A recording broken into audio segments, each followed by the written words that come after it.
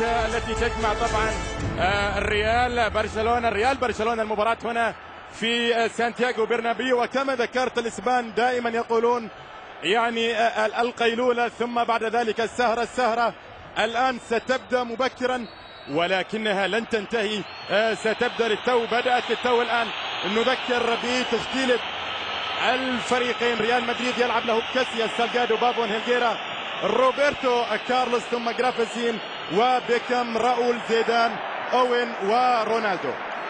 بينما يلعب الفريق الضيف برشلونة بفيكتور فالديس، بيليتي، بويول، اوليغر، فان بروك، هوست وماركيز، جزافي، انيستا، جولي، رونالدينيو، والهداف للليغا الاسبانية ايتو.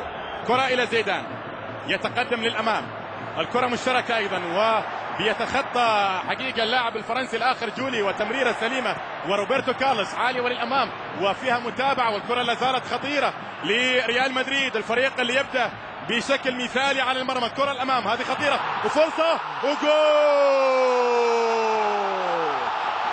هدف اول لريال مدريد، هدف اول للريال. جابه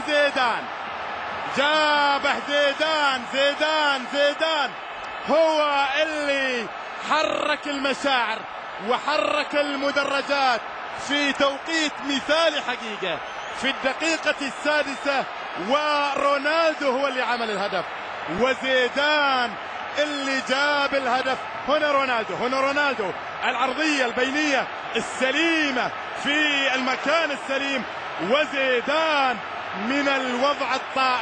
من الوضع الطائر يسجل زيدان، والمرور الجميل لرونالدو حقيقة، وزيدان اصطدم بالعارضة. سلامات لزيدان حقيقة. وهنا بدأت قصة الهدف الأول في الكلاسيكو، بدأت من رونالدو وانتهت على قدم أو راس زيدان بالتالي حقيقة يسجل الهدف الأول بالرأس. كرة من بيكام إلى رونالدو عامل فرق كبير في المباراة حتى الآن، يتقدم ويعرقل، وحكم المباراة يحتسب وجود خطأ للنجم الذي حتى الآن هو من يخطف الأضواء حقيقة في المباراة بتحركاته، بمهاراته، بمراوغاته، وبانطلاقاته التي دائما ما تكون مزعجة. هذا هو الهدف اللي صنع رونالدو وسجله زيدان، وأعطى التقدم لفريق ريال مدريد المتقدم بهدف لا شيء. كرة من ضربة حرة مباشرة الآن، ضربة حرة مباشرة، والأجواء حقيقة كبيرة جدا، والضربة الحرة المباشرة موجودة في مكان جيد. الآن ريال مدريد الفريق الأفضل، نتحدث عن 20 دقيقة مرت من المباراة. كرة خطيرة، جول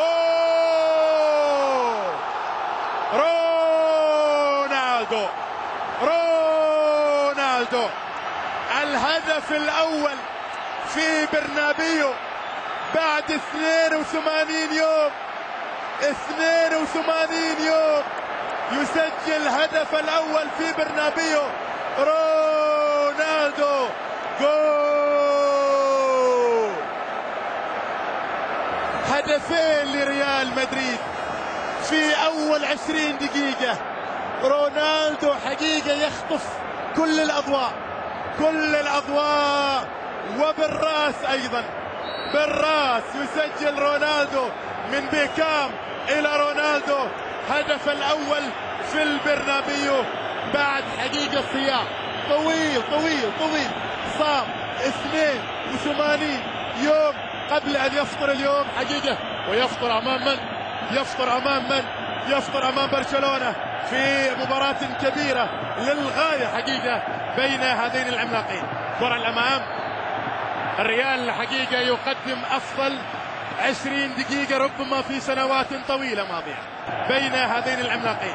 كرة الأمام، الريال حقيقة يقدم أفضل 20 دقيقة ربما في سنوات طويلة ماضية. لم أشهد الريال بهذه الثورة، بهذه القوة، بهذه الرغبة، بهذه الانطلاقة. هنا هدف رونالدو حقيقة الهدف الأول بعد صيام طويل هنا في البرنابيو، لم يسجل في البرنابيو منذ 82 يوم، ولكنه اليوم حقيقة يسجل. قبل ذلك صنع الهدف الأول، وهنا الهدف الثالث عشر لرونالدينيو في الليغا الإسبانية لهذا الموسم. هدفين للا شيء ريال مدريد، ولكن علينا أن نعلم تماما أن برشلونة ليس من الفرق التي ترفع الراية بسهولة. برشلونة ليس من نوعية الفرق التي ترفع الراية البيضاء والمنديل الأبيض بسهولة. مع ديل بوسكي، مورينتس الآن في ليفربول، وفيجو موجود في قائمة البدلاء، والزمن يغير اللي ما يتغير حقيقة. هنا محاولة عالية لبرشلونة، الفريق الذي يطمح في العودة إلى أجواء المباراة. كرة للأمام تعاد إلى العائد من الإصابة بويول.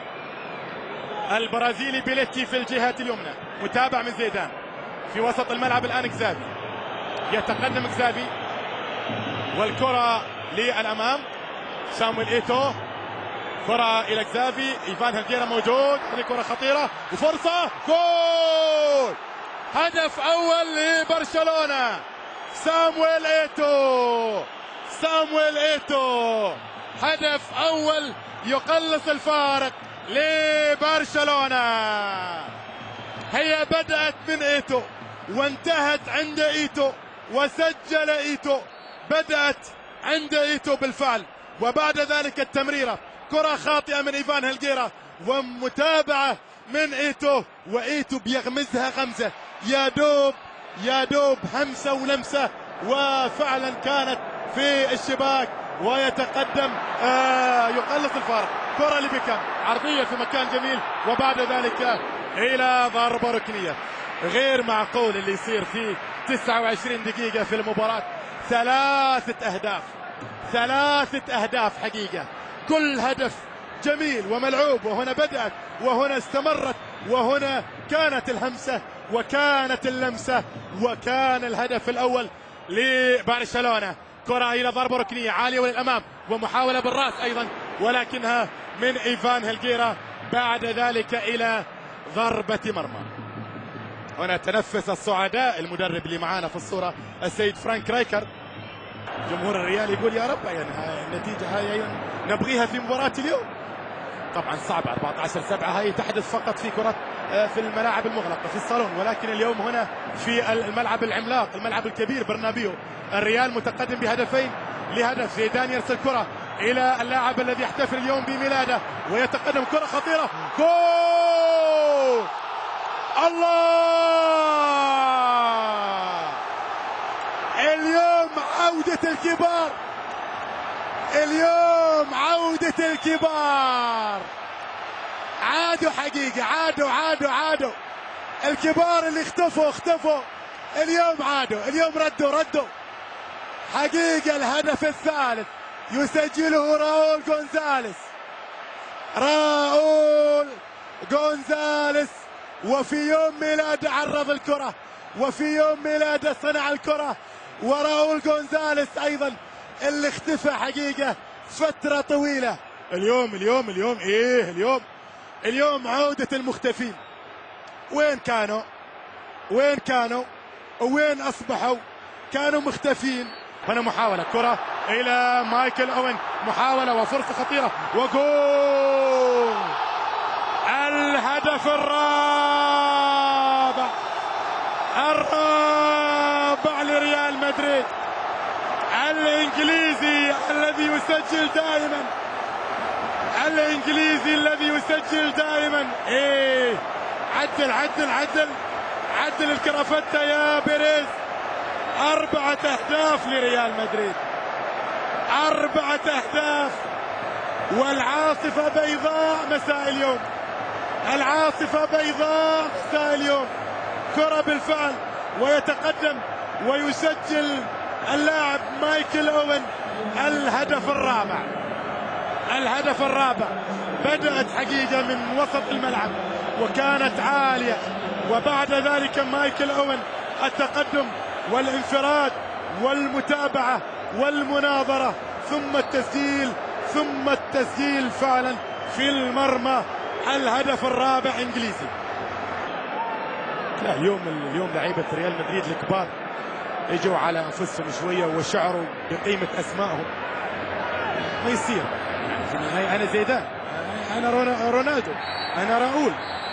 وصافرة النهاية مشاهدي الجزيرة الرياضية، تعلن نهاية أحداث المباراة الكبيرة جدا، جاءت كبيرة في كل شيء، لقاء كبير جدا بين ريال مدريد وبرشلونة، فوز كبير جدا لريال مدريد ب4 أهداف لهدفين، النتيجة التي لم تحدث لريال مدريد في تاريخ لقاءاته مع نادي برشلونة، لكنها حدثت اليوم. والمهم أن ريال مدريد بالنسبة له قد حقق الفوز وقلص الفارق.